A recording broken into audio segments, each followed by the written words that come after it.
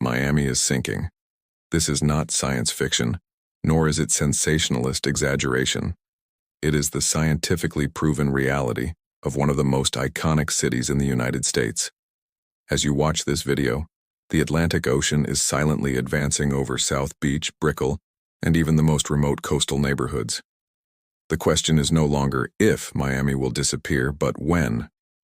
To understand what is happening to Miami, we first need to understand its unique and extremely vulnerable geography.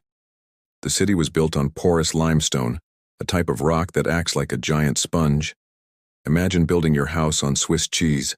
That's basically what Miami's founders did over a century ago. This limestone, formed over millions of years by deposits of marine organisms, has thousands of small interconnected channels and cavities. The problem with this geological formation becomes evident when we talk about rising sea levels. Unlike other coastal cities that can simply build retaining walls or dikes to hold back the waters, Miami faces a challenge impossible to solve with traditional solutions. Seawater doesn't need to go over the walls. It simply rises underneath, through the pores of the limestone. It's like trying to hold water in your hands with your fingers spread. You can close the top, but the water keeps escaping on all sides. The average elevation of Miami is only 1 meter and 80 centimeters above sea level. To put that into perspective, that's less than the height of an adult. Some areas of the city, especially in neighborhoods like Little Haiti and Liberty City, are even lower. South Beach, the city's tourist and cultural heart, barely reaches half a meter above sea level in some places. It's a perfect recipe for impending disaster. Scientists at NOAA, the United States National Oceanic and Atmospheric Administration, project that by 2050, in just 25 years, the sea level in the Miami region could rise between 25 and 30 centimeters. It may not seem like much, but when you're already living less than 2 meters above the water, every centimeter counts. By 2010, the most conservative projections speak of a rise of half a meter. The most alarming projections, based on the accelerated melting of the polar ice caps, even predict a rise of up to 2 meters. But let's make this more concrete. What does a half-meter rise mean for Miami? It means that areas like Fisher Island, one of the wealthiest communities in the United States, will be completely submerged during high tides. It means that the Miami Beach Convention Center, which hosts international events and generates millions in tourism revenue, will be regularly and permanently flooded. It means that the famous Ocean Drive, where tourists from all over the world take pictures in front of the iconic Art Deco buildings, will literally become part of the ocean. Miami residents are already feeling the effects of this transformation. During the so-called king tides, extraordinarily high tides that occur a few times a year when the moon is closest to Earth, entire streets of Miami Beach are submerged. Cars drive through avenues with water up to their wheels. Luxury stores have to build temporary barriers at their entrances. Residents of ground-floor apartments wake up to salt water flooding their homes. And this is happening now, not in the distant future. What makes the situation even more dramatic is the speed of change. In the last 30 years, the sea level in Miami has risen approximately 9 centimeters. Does that seem like little? Consider that in the previous 100 years, the rise was only 15 centimeters. The acceleration is evident and alarming. Satellite data shows that the rate of rise is increasing every decade. The science behind Miami's disappearance is complex, but it can be explained through 3 main factors working together to seal the city's fate: global warming, the melting of the polar ice caps, and a geological phenomenon specific to Florida called subsidence. Let's start with global warming, the most well-known villain in this story. Since the Industrial Revolution, humanity has dumped trillions of tons of carbon dioxide into the atmosphere through the burning of fossil fuels. This CO2 acts as an invisible blanket around the planet, trapping heat that would normally escape into space. The result is a steady and accelerating increase in the average global temperature. In the last 150 years, the Earth has warmed approximately 1.5 degrees Celsius. It may seem insignificant, but for planetary climate systems, it is a catastrophic change. This warming causes sea levels to rise through 2 mechanisms. First, thermal expansion. When water heats up, it expands, taking up more space. Think of how a hot air balloon rises. The heated air occupies more volume. The same happens with the oceans. Second, and more dramatically, the heat melts the enormous ice masses of Greenland and Antarctica. These continental glaciers contain fresh water that has been frozen for millions of years. When they melt, all of this extra water flows into the oceans. Greenland is particularly concerning for Miami. The Greenland ice sheet contains enough fresh water to raise sea levels by more than 7 meters if it melts completely. Recent studies show that Greenland is losing approximately 280 billion tons of ice per year. To visualize this, imagine 1,400 buildings the size of the Empire State Building, made of ice melting and flowing into the ocean annually. Antarctica, even larger, is losing ice at an even more alarming rate. But here's something most people don't know. Melting ice doesn't affect all coastlines equally. Due to gravity and the Earth's rotation, when a gigantic ice sheet melts, sea levels rise more in some regions than in others. The east coast of the United States, where Miami is located, is particularly vulnerable to melting Greenland. While the global average uplift may be half a meter, Miami may experience an uplift 50% greater due to this gravitational effect. It's as if the city has been geographically cursed. Now let's talk about the third factor, subsidence. This technical term means that the very ground where Miami was built is sinking. Yes, you heard correctly. It's not just the ocean that's rising, the ground is going down. Geological studies using high-precision GPS satellite technology have revealed that parts of Miami are sinking between 1 and 3 millimeters per year. It may seem microscopic, but over decades, this adds up to significant centimeters. Why is Miami sinking? Several reasons. First, groundwater extraction. For decades, the city has pumped enormous amounts of fresh water from underground aquifers to supply its growing population. When you remove water from underground cavities in porous rock, these cavities begin to slowly collapse, causing the land above to sink. Second, the colossal weight of skyscrapers and urban infrastructure. Hundreds of concrete and steel buildings constantly press against the porous limestone, gradually compressing it. Third, natural changes in tectonic plates that occur over millennia. The combined result of these three factors creates a perfect storm. The ocean rises, the ground sinks, and Miami is squeezed in the middle, losing relative height on both sides. It's like being in a descending elevator while the ceiling is collapsing. You're being crushed twice. The economic impacts of this geological reality are already measurable. Miami's real estate market, historically one of the most valuable in the United States, has begun to show worrying signs of instability. Properties in low-lying areas near the coast are losing value, while land at slightly higher elevations, even if only a few meters above, is experiencing a speculative boom. Economists have coined a term for this: climate gentrification. Traditionally poorer neighborhoods like Little Haiti and Liberty City, built on slightly higher ground because they were less desirable, are now becoming valuable. Real estate developers are buying properties in these neighborhoods, anticipating that in 20 or 30 years these will be the only habitable areas in Miami. The original residents, many of them immigrants and low-income families, are being driven out by rising taxes. Miami isn't standing idly by waiting for the inevitable. The city is spending billions of dollars on desperate measures to try to buy time against the inexorable advance of the ocean. But are these solutions genuinely effective, or just expensive band-aids on a deadly wound? The most ambitious program is the Miami Beach Pump System. The city has invested over $500 million installing about 80 pumping stations along its main streets. These pumps operate 24 hours a day, 7 days a week, sucking up seawater that rises through the porous limestone and dumping it back into the ocean. It's a literal constant battle against nature.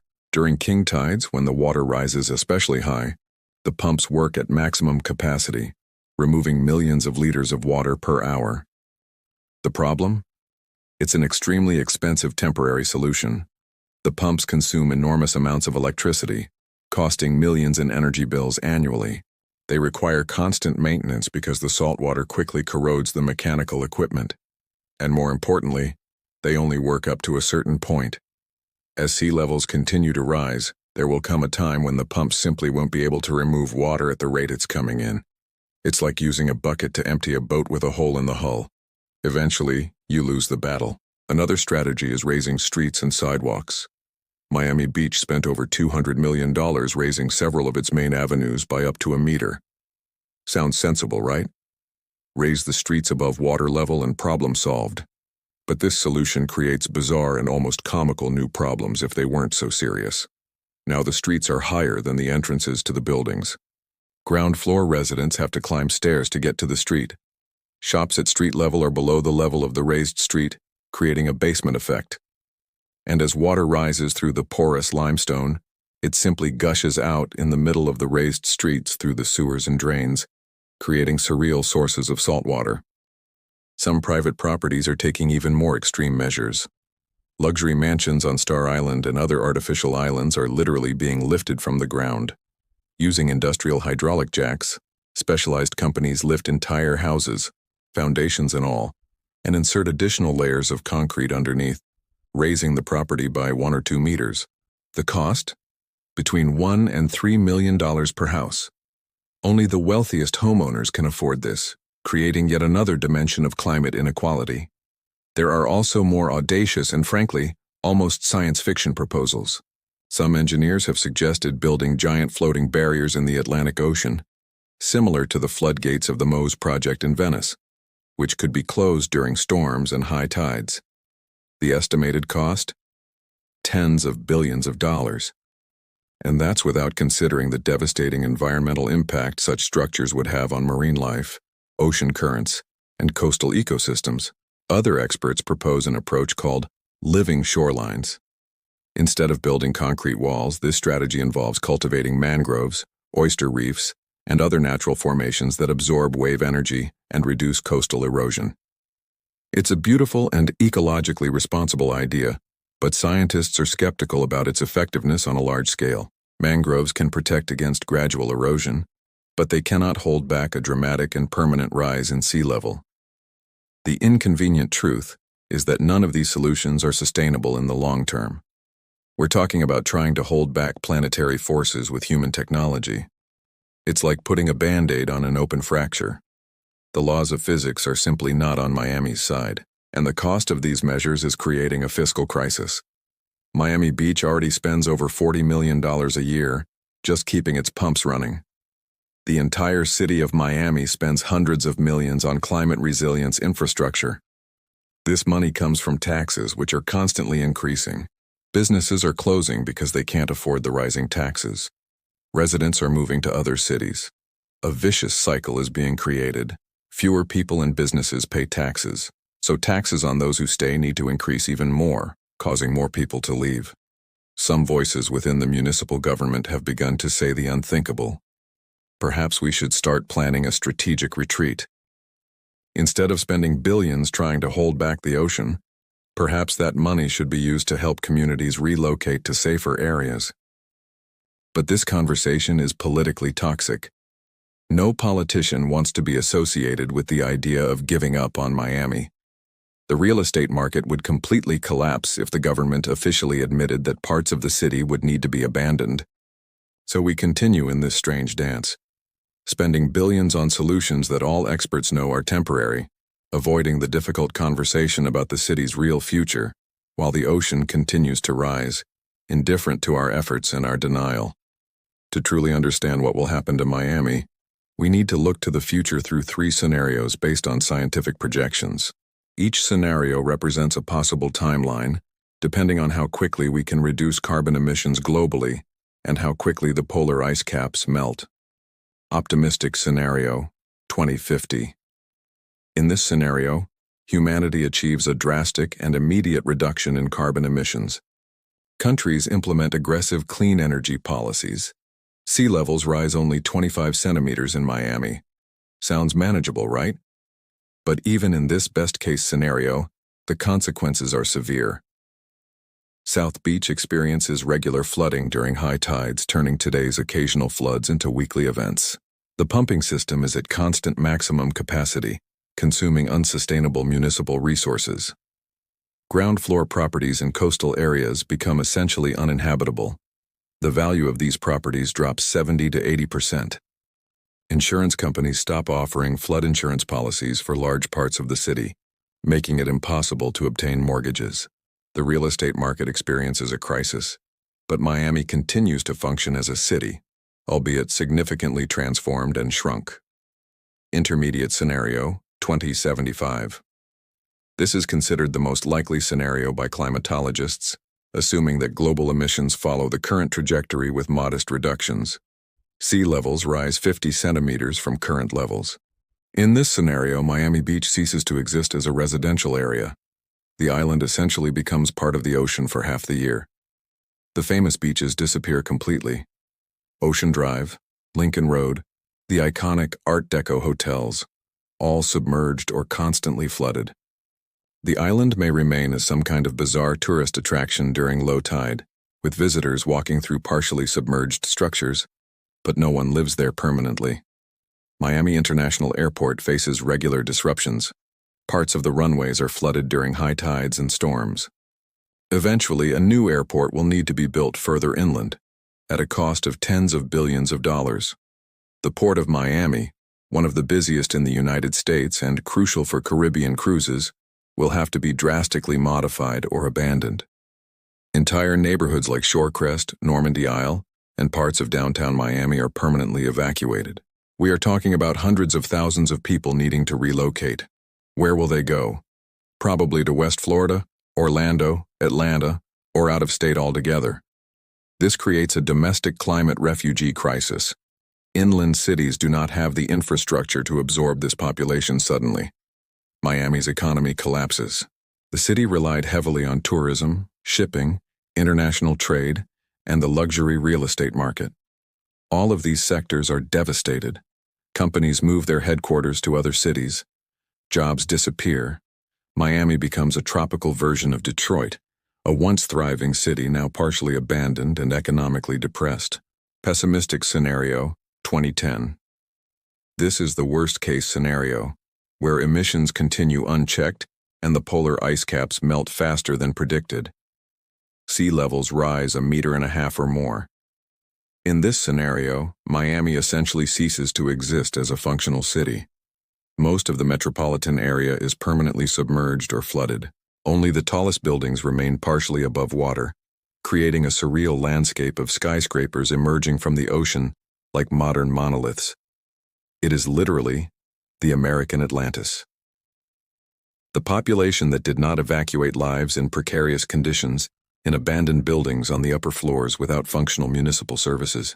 There is no garbage collection, sewage treatment, reliable electricity, or potable water. It is essentially a post-apocalyptic scenario.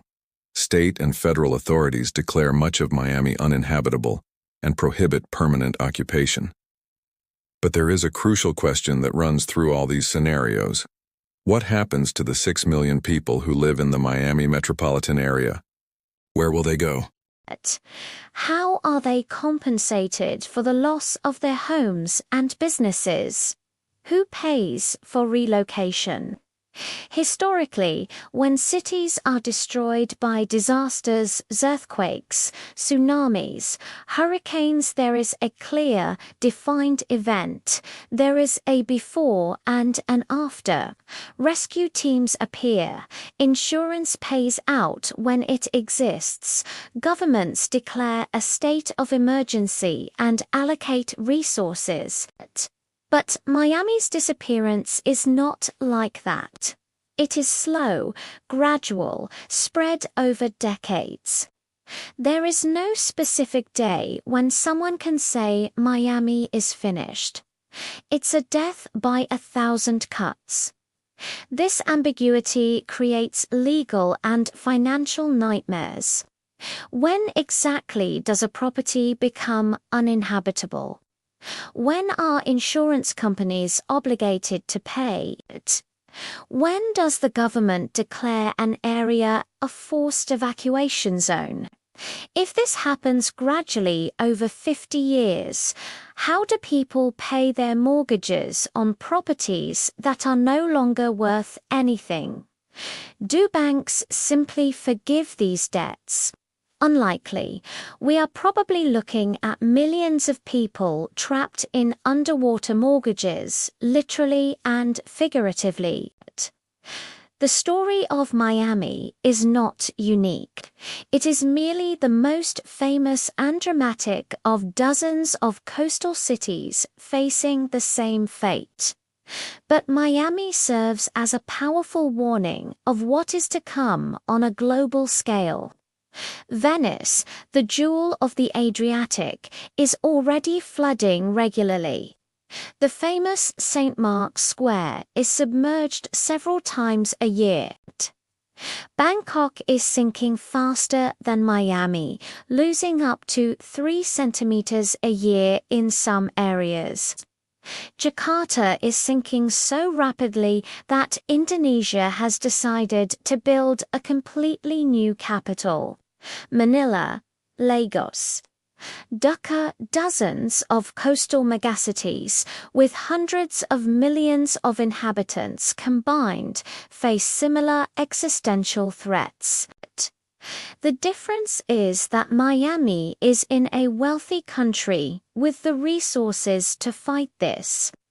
If Miami, with all the wealth and technology of the United States, cannot save itself, what does this mean for cities in developing countries?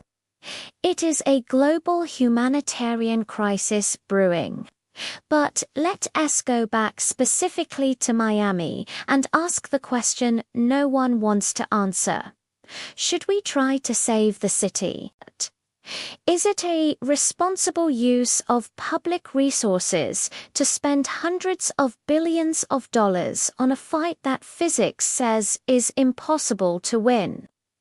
There are arguments for both sides.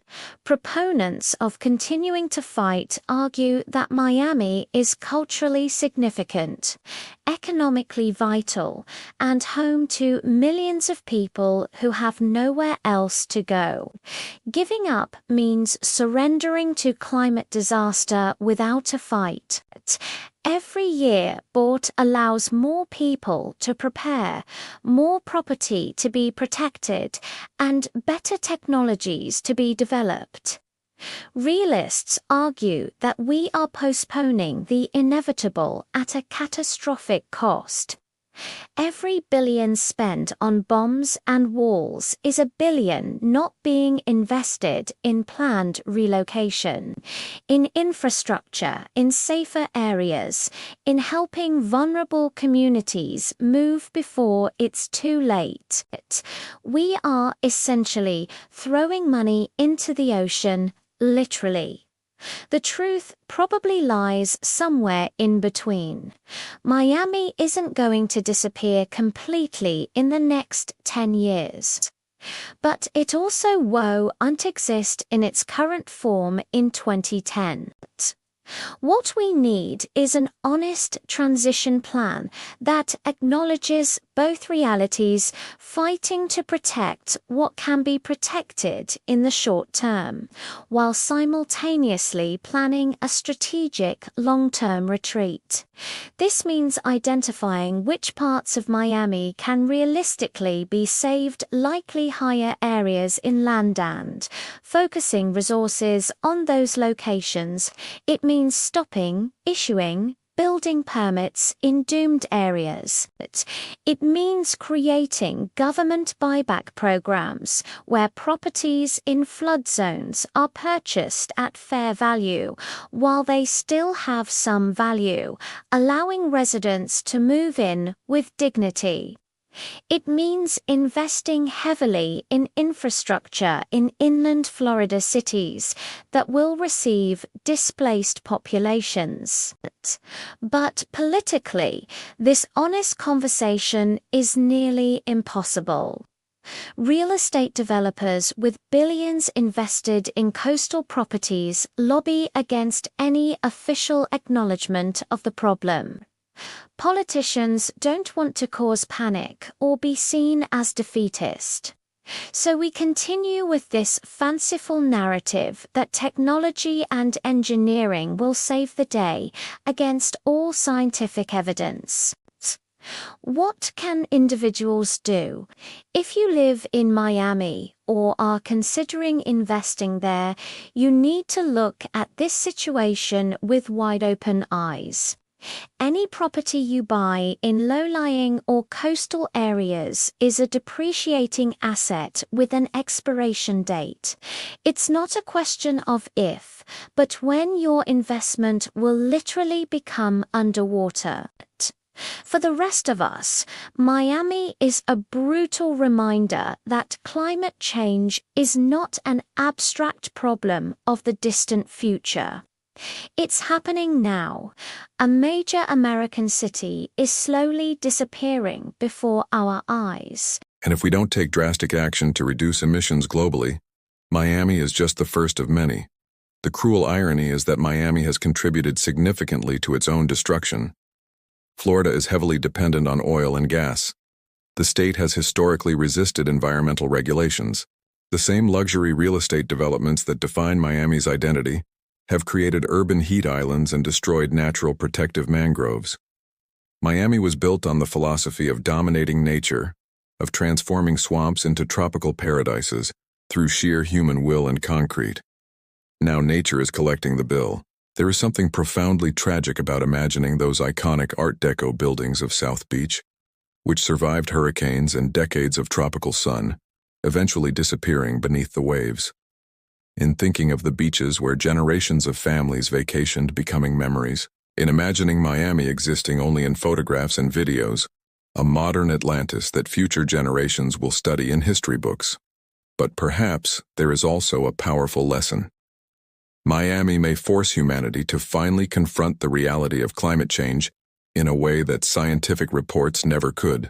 When a major American city disappears, when millions of climate refugees need to be relocated, when hundreds of billions in property become worthless, perhaps this will finally create the political will for serious climate action.